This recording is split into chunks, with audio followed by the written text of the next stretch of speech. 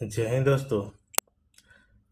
Current GK के series में आज हम बात करेंगे जनवरी से अब तक के महत्वपूर्ण नियुक्तियों के बारे में जो 2026 में हुआ था। ठीक है ना। इसमें आपको कम से कम 25 प्लस प्रश्नों का संकलन है और उसमें डिटेल के साथ हम लोग पढ़ेंगे। तो आइए चलते हैं पहला क्वेश्चन से।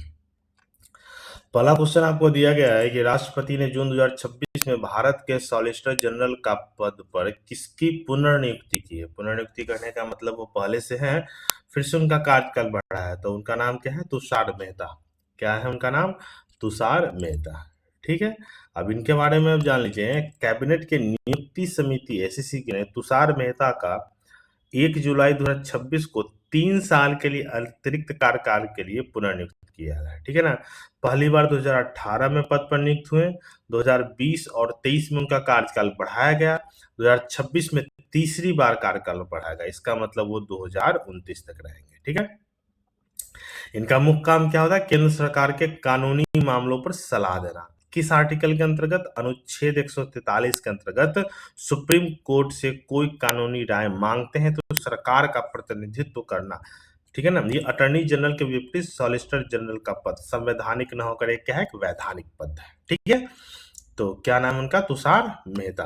बहुत महत्वपूर्ण है। अगला क्वेश्चन है कि केंद्र सरकार ने 31वां सेना प्रमुख आर्मी चीफ किसे नियुक्त किया गया है। ठीक है ना। तो उनका नाम क्या है? तो उनका नाम क्या है? धीरज सेठ। क्या नाम है उनका? धीरज सेठ नाम है। ठीक है। अब यहाँ देखिए, केंद्र सरकार ने 13 जून 2026 में चीफ ऑफ आर्मी स्टाफ में उसकी नियुक्ति की है। वो किनका स्थान लेंगे? तो धीरज सेठ जी है जो उपेंद्र द्विवेदी का स्थान लेंगे, जिनकी रिटायरमेंट 30 जून 2026 को है। आर्मी चीफ का 3 साल का कार्यकाल होता है मैक्सिमम, या 62 साल की उम्र तक उनका कार्यकाल होता है। ठीक है ना। इससे पहले धीरज सेठ सेना उप प्रमुख थे। ठीक है ना।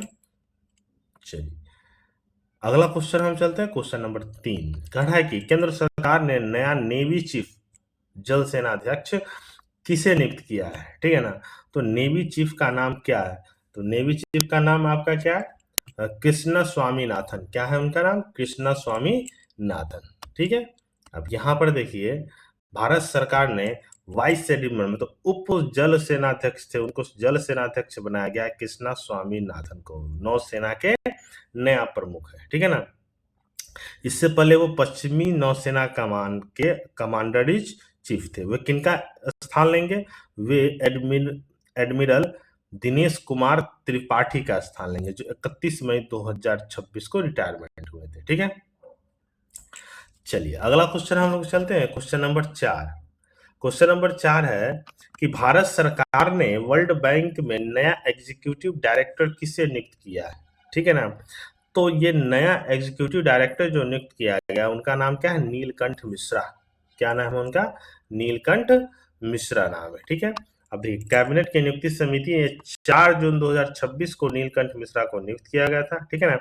वे वाशिंगटन स्थित वर्ल्ड बैंक के हेडक्वार्टर में 3 साल तक भारत का प्रतिनिधित्व करेंगे। इससे पहले नीलकंठ परमेश्वर अय्यर इस पद पर थे। वर्ल्ड बैंक की अगर बात करें, स्थापना 1944 को प्रेसिडेंट अजय बंगा, एमडी और सीएफओ अंशुला कांत, और मुख्यालय वाशिंगटन डीसी यूएसए में। ठीक है। और ये सारे क्या है? आपके भारतीय मूल के हैं। चलिए अगला क्वेश्चन है, पहली बार किस भारतीय को financial action task force FATF का उपाध्यक्ष नियुक्त किया गया? पहली बार। तो ये किसको नियुक्त किया गया? उनका नाम क्या है? विवेक अग्रवाल। क्या नाम है उनका? विवेक अग्रवाल। ठीक है। अब इनके बारे में आप जान लीजिए। विवेक अग्रवाल जिन्होंने जाइस थॉमसन की जगह लेंगे, 1 जुलाई 2025 से उपाध्यक्ष थे। एफएटीएफ की अगर बात करें तो अध्यक्ष कौन है? मैक्सिको के एलिसा डे आंड्रा मंद्राजे। एफएटीएफ का फुल फॉर्म क्या होता है? Financial action task force. इसके प्रेसिडेंट कौन है? गाइस थॉमसन यूके के हैं। ये दुनिया में मनी लॉन्ड्रिंग और आतंकवाद के फंडिंग पर नजर रखते हैं। स्थापना 1989 में G7 शिखर सम्मेलन के दौरान हुआ था। मुख्यालय पेरिस के फ्रांस में है। सदस्यों की संख्या इनकी 40 है और भारत 2010 से एफएटीएफ का पूर्ण सदस्य बना है। ठीक है ना। चलिए अगला क्वेश्चन हम चलते हैं 6। केंद्रीय माध्यमिक शिक्षा बोर्ड सीबीएसई के नए अध्यक्ष कौन बने हैं? ये बहुत चर्चा में रहा है। तो सीबीएसई के नए अध्यक्ष बने हैं लोखंडे प्रशांत सीताराम। क्या नाम है? लोखंडे प्रशांत सीताराम बने हैं, ठीक है ना। अब देखिए, केंद्र सरकार ने 2 जून 2026 में इनकी नियुक्ति की थी। ओएमआर सीट के जरिए 12वीं छात्रों के कराए गए मूल्यांकन में बड़े पैमाने पर गड़बड़ी को लेकर पूर्व में जो चेयरमैन थे राहुल सिंह, उनको हटाकर इनको दिया गया है, ठीक है ना। मतलब लोखंडे प्रशांत सीतारमन राहुल सिंह का जगह लेंगे। यह गृह मंत्रालय के अतिरिक्त गृह सचिव पर भी कार्य कर चुके हैं। चलिए, अगला क्वेश्चन है आपका, केंद्र सरकार ने मई 2026 में आरबीआई के नया डिप्टी गवर्नर को नियुक्त किया है। किस डैश को नियुक्त किया है? किसको नियुक्त किया? उनका नाम क्या है? तो उनका नाम क्या है? रोहित जैन। क्या नाम है उनका?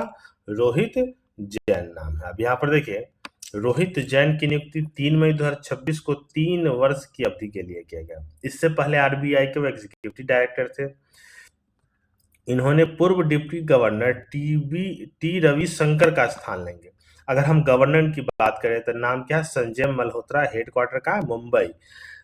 आरबीआई में एक गवर्नर, 4 उप गवर्नर होते हैं। उनका नाम है एससी मुर्मू, स्वामीनाथन जे, डॉक्टर पूनम गुप्ता और अभी तुरंत में जो हुए हैं रोहित जैन हुए हैं, ठीक है।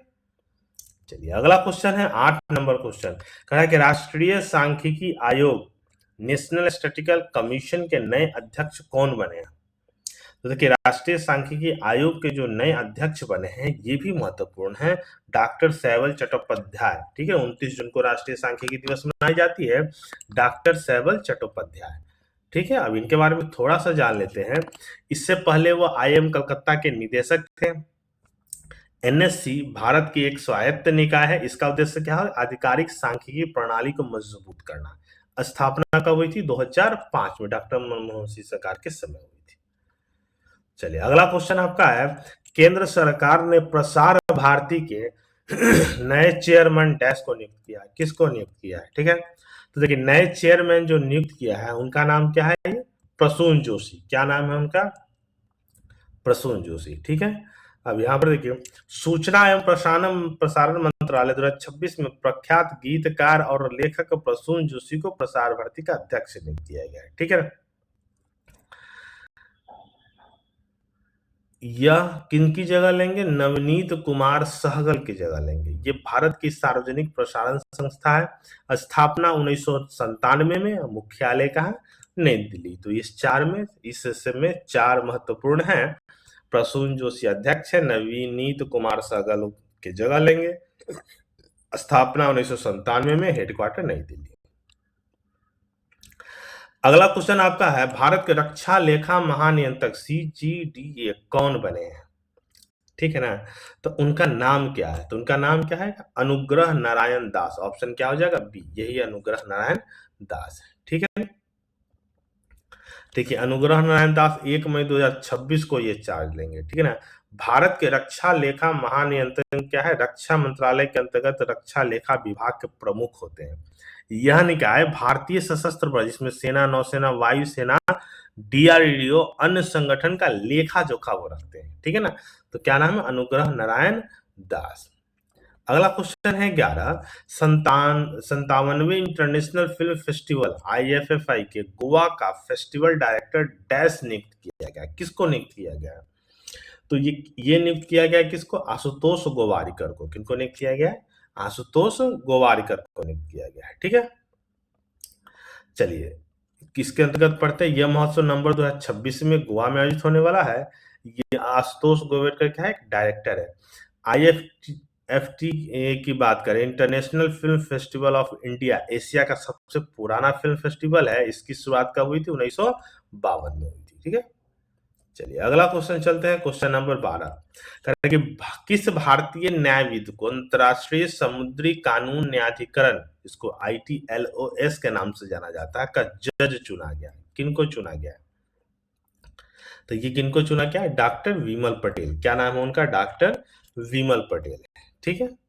अब ये मान जानिए, इसकी घोषणा संयुक्त राष्ट्र में भारत के स्थायी मिशन के द्वारा किया गया।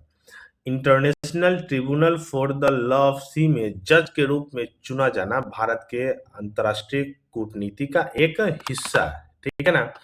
इसकी स्थापना 1982 में हुई थी, ठीक है ना। हालांकि 1994 में ये काम करना शुरू किए गए थे। हेडक्वार्टर जर्मनी के हैम्बर्ग में है। इसमें 21 स्वतंत्र जज होते हैं जो अलग अलग भौगोलिक क्षेत्रों से चुने जाते हैं, ठीक है ना। इसमें 21 जज का एक पैनल होता है। सबसे महत्वपूर्ण स्थापना 1982 में, काम शुरू किया 1984 में। हेडक्वार्टर हैम्बर्ग जर्मनी में है, ठीक है ना। चलिए अगला क्वेश्चन नंबर 13 कह रहा है कि इंडिया एआई मिशन का मुख्य कार्यकारी अधिकारी कौन बने हैं। इंडिया एआई का मुख्य कार्यकारी अधिकारी कौन बने हैं, तो उनका नाम क्या है, सौरभ विजय। उनका नाम क्या है, सौरभ विजय है, ठीक है। चलिए अभी देखिए, सौरभ विजय UIDAI के सीईओ भी है। को 26 जून को इंडिया एआई का नया सीईओ बनाया गया है, ठीक है ना। जबकि सुदीप श्रीवास्तव को चीफ ऑपरेटिंग ऑफिसर बनाया गया है, ठीक है ना। इसकी स्थापना कब हुई थी, इंडिया एआई मिशन का मार्च 2024 में। इसका किसका जो उद्देश्य है, एआई के क्षेत्र में आत्मनिर्भर और वैश्विक लीडर बनाना, ठीक है। चलिए क्वेश्चन नंबर हम 14 चलते हैं। 14 नंबर क्वेश्चन है, भारतीय उद्योग परिसंघ CII के 2026-27 कार्यकाल के लिए अध्यक्ष कौन बने हैं। तो 26-27 के लिए जो अध्यक्ष बने हैं उनका नाम क्या है, आर मुकुंदन। क्या नाम है, आर मुकुंदन। ऑप्शन क्या हो जाएगा, डी हो जाएगा, आर मुकुंदन। अब देखिए, आर मुकुंदन वर्तमान में टाटा केमिकल्स के सीईओ प्रबंध निदेशक है। वो राजीव मेनमानी की जगह लेंगे, याद रखिएगा, आर मुकुंदन राजीव मेनमानी की जगह लेंगे। अगर CII की अगर बात करें तो स्थापना 1895 में हुआ था। बाद में 1992 में इसका नाम था CII किया गया। हेडक्वार्टर नई दिल्ली। सदस्यों की संख्या 9500 प्लस प्राइवेट और पब्लिक सेक्टर के उद्योग है, ठीक है। चलिए अगला क्वेश्चन है आपका 15, कहा कि केंद्रीय फिल्म प्रमाणन board CBFM central board of film certification के नए चेयरमैन कौन बने। तो ये CBFC के जो नए चेयरमैन हैं उनका नाम क्या है, शशि शेखर वेम्पाती। यहाँ देख सकते हैं शशि शेखर वेम्पाती बने हैं, ठीक है। अब यहाँ देखिए, शशि शेखर वेम्पाती जो है प्रसून जोशी का स्थान लेंगे, जो प्रसार भारती के नए अध्यक्ष चुने गए, अभी हम लोगों ने पढ़ा है, ठीक है ना। शशि शेखर वेम्पाती इससे पहले प्रसार भारती के भी अध्यक्ष थे।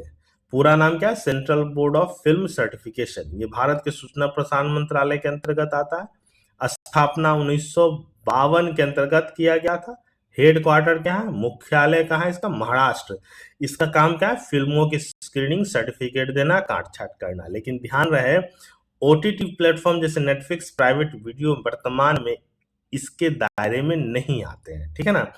वो मीडिया आचार संहिता के तहत स्वयं नियमन के अंतर्गत आते हैं, ठीक है ना। चलिए अगला क्वेश्चन आपका है 16 क्वेश्चन क्या है, सम्राट चौधरी जो बिहार के कौन से में मुख्यमंत्री बने। जो नीतीश कुमार ने इस्तीफा दिया है वे कौन से में मुख्यमंत्री हैं, तो कौन से मुख्यमंत्री, वे 24वें मुख्यमंत्री है। सम्राट चौधरी बिहार के 24वें मुख्यमंत्री है। देखिएगा, बीजेपी लीडर सम्राट चौधरी 15 अप्रैल 2026 को बिहार के 24वें मुख्यमंत्री बने हैं, ठीक है ना। अगर बिहार की राज्यपाल का नाम क्या है, सैयद अता हसनैन है, ठीक है ना। और वे बीजेपी के पहले मुख्यमंत्री बने हैं। किसके इस्तीफा पर, नीतीश कुमार के। वो 20 साल तक बिहार के सीएम रहे।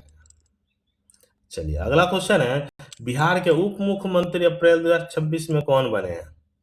तो उप मुख्यमंत्री कौन बने, विजय कुमार चौधरी बने हैं, विजेंद्र प्रसाद यादव बने, मतलब A और B दोनों है। तो ऑप्शन क्या हो जाएगा, डी हो जाएगा, ठीक है। अब यहाँ पर थोड़ा सा उनके बारे में जान लेते हैं। बिहार के जदयू के विजय चौधरी और विजेंद्र यादव ने उप मुख्यमंत्री डिप्टी सीएम का शपथ ग्रहण किया है, ठीक है ना। विजय चौधरी 2005 से जदयू में है और 2010 में समस्तीपुर के सरायकाय सीट से लगातार जीत रहे हैं। अब विजेंद्र प्रसाद यादव 2005 से लगातार बिहार में सरकार मंत्री है, वे सुपौल सीट से है। याद रखिएगा, वह नीतीश सरकार के सबसे उम्रदराज मंत्री भी है। अगला क्वेश्चन आपका है कि केरलम के नए मुख्यमंत्री कौन बने हैं जिन्हें पूरी कैबिनेट के साथ शपथ ली। तो केरलम के नए मुख्यमंत्री बने हैं, उनका नाम क्या है, VD सतीशन। क्या नाम है उनका, VD सतीशन है, ठीक है ना। अभी देखिए, 61 वर्षीय वड्डासेरी दामोदरन केरल के कौवें मुख्यमंत्री बने हैं? 13वें मुख्यमंत्री बने हैं। राज्यपाल केरल के कौन थे? राजेंद्र विश्वनाथ आर्लेकर, ठीक है ना। और उससे इससे पहले वो कांग्रेस के तीसरे मंत्री रहे। अगर बात करें चुनाव की तो इसमें 140 सीट में यूनाइटेड डेमोक्रेटिक फ्रंट को 120 सीट आया, कांग्रेस को 63, एलडीएफ को 35 और बीजेपी को 3। तो क्या बना है? वीडी सतीशन बने हैं केरलम के मुख्यमंत्री।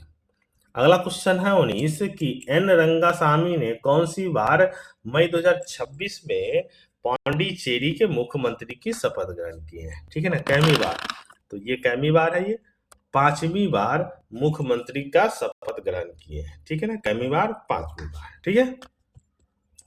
अब यहाँ पर देखिए चुनाव जो हुआ था, AINRC के संस्थापक भी है, 13 मई 2026 को 5वीं बार पांडिचेरी के मुख्यमंत्री बने। उपराज्यपाल कौन है वहां के? कैलाश नाथन। पांडिचेरी की अगर हम बात करें, भारत के केंद्र शासित प्रदेश है, 280 वर्षों तक फ्रांस के कब्जे में रहा था, 1954 में भारत का हिस्सा बना था। पांडिचेरी 4 अलग अलग जिले मिलकर बने हैं। अगर पांडिचेरी की बात करें तो ये मुख्य तमिलनाडु में है, कराईकल भी तमिलनाडु में है, यमन आंध्र प्रदेश में और माहे क्या है? केरल में। तो 3 राज्यों में मिलकर बना है पांडिचेरी, एक केंद्र शासित प्रदेश। अगला क्वेश्चन है 20, तमिलनाडु के नए मुख्यमंत्री कौन बने हैं जो प्रसिद्ध फिल्म अभिनेता भी है? तो तमिलनाडु के जो नए मुख्यमंत्री बने हैं उनका नाम क्या है? सी जोसेफ विजय। क्या नाम है? सी जोसेफ विजय नाम है, ठीक है ना। सी जोसेफ विजय नाम है। अब यहाँ पर देखिए उनकी नई पार्टी का नाम है तमिलगा वेत्री कड़गम। 10 मई 2026 को तमिलनाडु के मुख्यमंत्री के रूप में उन्होंने शपथ ग्रहण किया। राज्यपाल का नाम क्या? राजेंद्र विश्वनाथ आर्लेकर, ठीक है ना। ये 5 दशकों में पहली बार है जब डीएमके आईडीएमके सत्ता में नहीं है। 234 सीट में विजय को कितना? 108 सीटों पर जीत मिली। उनका पूरा नाम क्या है? जोसेफ विजय चंद्रशेखर। उनको थलपति के नाम से भी जाना जाता है और थलपति का अर्थ होता है सेनापति या नेता, ठीक है। चलिए अगला क्वेश्चन हम लोग चलते हैं 21 नंबर। करेंगे असम के इतिहास में लगातार 2 बार मुख्यमंत्री बनने वाले पहले गैर कांग्रेसी नेता कौन है? 2 बार लगातार। तो वो कौन है हमारे प्यारे? हेमंत बिस्व शर्मा। कौन है? हेमंत बिस्व शर्मा है, ठीक है ना। अगर हम बात करें इस चुनाव की, तो अगर बात करें चुनाव की तो 126 सीटों में एनडीए को 102 सीट मिली है, ठीक है, जिसमें बीजेपी को 82 सीट मिली है। असम की बात करें तो पूर्वोत्तर का प्रवेश द्वार कहा जाता है। प्रमुख नदी क्या है? ब्रह्मपुत्र नदी, जो असम का जीवन का आधार है, और माजुली जो बहुत महत्वपूर्ण है, ब्रह्मपुत्र के बीच दुनिया का सबसे बड़ा नदी द्वीप है और ये भारत का पहला द्वीप जिला है। चलिए अगला क्वेश्चन नंबर हम 22 चलते हैं। पश्चिम बंगाल में भाजपा की पहली सरकार के मुख्यमंत्री कौन बने? पहली बार है जो पश्चिम बंगाल में शासन किया है, तो उनका नाम क्या है? शुभेंदु अधिकारी। क्या नाम है उनका? शुभेंदु अधिकारी नाम है, ठीक है। वहां के राज्यपाल RN रवि ने इन पद की गोपनीयता की शपथ दिलवाई।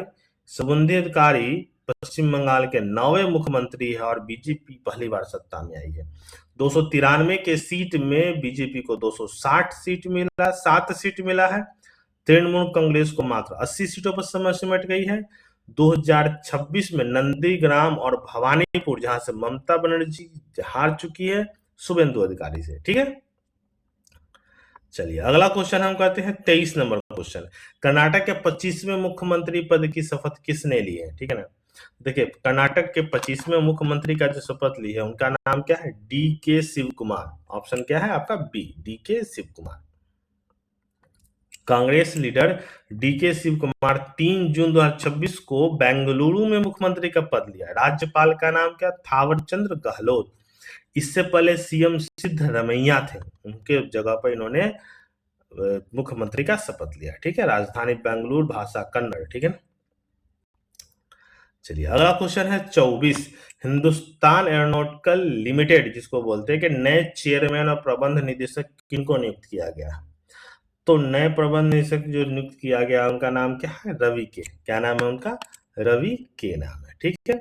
अभी देखिए 1 मई 2026 को इन्होंने चार्ज लिया, उन्होंने DK सुनील की जगह ली है, ठीक है ना, जो 30 अप्रैल 2026 को सेवानिवृत्त हो रहे हैं।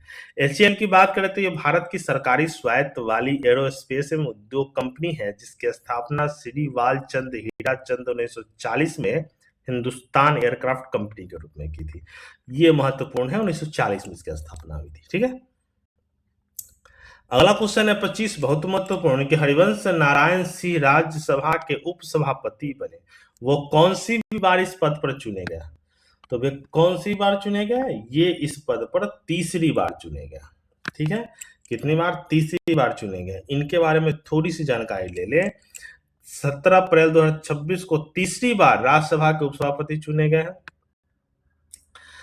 पहली बार मनोनीत सदस्य को राज्यसभा का उपसभापति चुना गया है। 2018 में वे पहली बार चुने गए हैं, 2020 में दूसरी बार और 2026 में तीसरी बार चुने गए हैं। ठीक है ना, और 2032 तक वो राज्यसभा के सदस्य रहेंगे। किस आर्टिकल के अंतर्गत? अनुच्छेद 80 के अंतर्गत। ठीक है ना, मनोनीत सांसदों को राष्ट्रपति चुनाव में वोट देने का अधिकार नहीं होता है, लेकिन उपराष्ट्रपति चुनाव में मतदान कर सकते हैं। ठीक है ना, और वे सदन के भीतर किसी भी बिल या प्रस्ताव पर सामान्य सांसद की तरह वोट भी दे सकते हैं। ये सब के सब महत्वपूर्ण है। ठीक है, चलिए अगला क्वेश्चन है आपका 26, केंद्र सरकार ने नीति आयोग का नया उपाध्यक्ष किसे नियुक्त किया गया? तो केंद्र सरकार ने नीति आयोग के नया जो उपाध्यक्ष नियुक्त किए हैं उनका नाम क्या है? अशोक लाहिड़ी। क्या नाम है उनका? अशोक लाहिड़ी है। ठीक है, अब देखिए, वरिष्ठ अर्थशास्त्री डॉक्टर अशोक लाहिड़ी को 24 अप्रैल 2026 को यह जिम्मेदारी दी गई। ठीक है ना, अशोक लाहिड़ी एक जाने माने अर्थशास्त्री है और बंगाल बीजेपी से विधायक भी है। 2002 से 7 तक भारत के मुख्य आर्थिक सलाहकार भी रहे, 15वें वित्त आयोग के सदस्य भी रहे। अगर नीति आयोग की बात करें तो अध्यक्ष प्रधानमंत्री होते हैं, उपाध्यक्ष प्रधानमंत्री के द्वारा नियुक्त वर्तमान में अशोक लाहिड़ी है। मुख्य कार्यकारी अधिकारी अभी है वीवीआर सुब्रमण्यम। ठीक है ना, ये 3 महत्वपूर्ण है। अगला 27, national association of software and service company, जिसको नेस्कॉम कहते हैं, उसका नया चेयरमैन किसको नियुक्त किया है? तो उसका नया चेयरमैन जो नियुक्त किया उनका नाम है श्रीकांत वेलामा कन्नी। क्या नाम है? श्रीकांत वेलामा कन्नी। ठीक है, नेस्कॉम ये हर साल नियुक्त होते हैं। ये आईटी उद्योग नेस्कॉम ने 23 अप्रैल 2026 को श्रीकांत वेलामा कन्नी के नाम की घोषणा की। ठीक है ना, वे फ्रैक्टल के सह संस्थापक एवं मुख्य कार्यकारी अधिकारी है। ठीक है, वे किसका स्थान लेंगे? वे सिंधु गंगाधरन का स्थान लेंगे, जो एसएपी लैब के प्रबंध निदेशक थे। ठीक है ना, चलिए अगला क्वेश्चन आपका है कि निम्न में से किसे राष्ट्रीय पिछड़ा वर्ग आयोग का अध्यक्ष नियुक्त किया है? तो राष्ट्रीय पिछड़ा वर्ग आयोग का जो नियुक्त किया गया उनका नाम क्या है? तो उनका नाम है साध्वी निरंजन ज्योति। क्या नाम है उनका? साध्वी निरंजन ज्योति नाम है। ठीक है, साध्वी निरंजन, यह एक मूल इकाई है जो 1993 में इसकी स्थापना की गई थी, अनुच्छेद 338 बी के तहत। ठीक है ना, इसमें 5 सदस्य भी होते हैं। इसका काम क्या है? सामाजिक और शैक्षणिक रूप से पिछड़े वर्गों के लिए प्रदान किए गए सुरक्षा उपायों की जांच करना, उसकी भलाई का सलाह देना एवं शिकायतों का निर्माण करना। ठीक है, तो क्या साध्वी निरंजन ज्योति। अगला क्वेश्चन है, केंद्रीय प्रत्यक्ष कर बोर्ड सीबीडीटी के अध्यक्ष का नाम बताइए। उनका नाम क्या है? जिनका कार्यकाल दिसंबर 26 में बनाया गया, तो ये रवि अग्रवाल है। ठीक है, क्या नाम उनका? रवि अग्रवाल। ठीक है, अब यहाँ पर आप देख सकते हैं 31 दिसंबर 2026 तक किया गया। सेंट्रल बोर्ड डायरेक्ट टैक्स को हम बोलते हैं, ये वित्त मंत्रालय के अधीन राजस्व विभाग का एक हिस्सा है। ये भारत में इनकम टैक्स और कॉर्पोरेट टैक्स के मामलों को देखते हैं। ठीक है, चलिए अगला क्वेश्चन आपका है कि किस पड़ोसी देश के विदेश मंत्री खलीलुर रहमान को संयुक्त राष्ट्र महासभा के 81वें सत्र का अध्यक्ष चुना गया? किस देश के हैं? तो वो किस देश के हैं? वो है बांग्लादेश के। किस देश के? वो बांग्लादेश के। ठीक है, चलिए अब यहाँ पर आप देख सकते हैं बांग्लादेश के विदेश मंत्री खलील रहमान को जून 2026 में यूएनजी के 81वें सत्र का अध्यक्ष चुना गया है। ठीक है ना, सबसे बड़ी महत्वपूर्ण है कि इसे जर्मनी के अध्यक्ष और जर्मनी के पूर्व मंत्री एनालेना बेरबाक से पदभार संभालेंगे, ठीक है ना। इससे पहले वो विदेश मंत्री रह चुके हैं। संयुक्त राष्ट्र के 6 भाग है: महासभा, संयुक्त परिषद, आर्थिक सब और सामाजिक परिषद, राष्ट्रीय न्यायालय, ट्रस्टीशिप काउंसिल और सचिवालय। ये 6 भाग है, ठीक है ना। तो ये आपका प्रश्न था, लगभग आपका 30 प्रश्नों का संकलन था, जो जनवरी से जून 2026 तक था, ठीक है। तो इसको आप शेयर कीजिए, लाइक कीजिए, कमेंट्स कीजिएगा। धन्यवाद।